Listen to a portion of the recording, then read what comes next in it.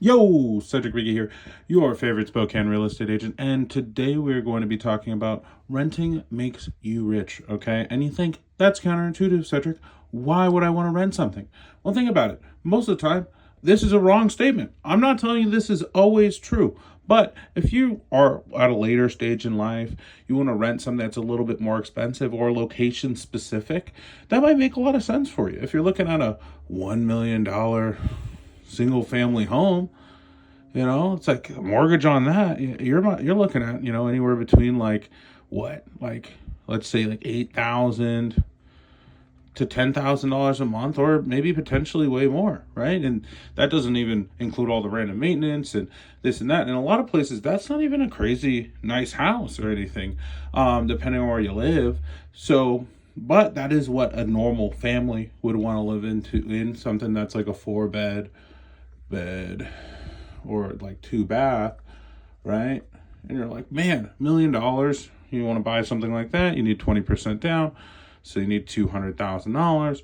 That's a lot of money, okay? And you're getting no return on the $200,000 outside of the appreciation that you're seeing in the property, right? Because the property is solely a liability. It is not a stream of income at all. And so you can take this, right, that money, and you just go, oh, at 20%, let's just go buy, for example, let's say 2 4-plexes. So you buy 2 4-plexes, right? Roughly $500K a piece. You'll bring in probably an additional $2K a month or whatever. You'll bring in like $2K a month, right? Now you're still like, wow, $2K isn't a whole bunch of money, right? But you did at least buy something that's now bringing in income. And you're like, well, how much does $1 million house rent for? And depending on where you're looking at potentially as low as, $4K a month. So yeah, now that house the 4-plex will pay for half of your house. But if you think about it, you had to pay property taxes on this. That profit is included with the property taxes.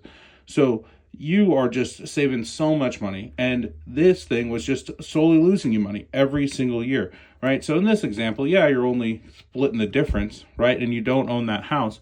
But long term, are you always going to live there, right? The kids will move out, this and that. Like, really, realistically, this gives you a whole lot more flexibility.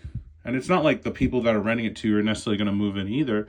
So I always like to say that if you're going to be renting something, that costs $1 million, you're probably going to get a pretty good return on $8,000 a month versus $4,000 a month with bringing in $2,000 a month, right? What's the point? The point is to get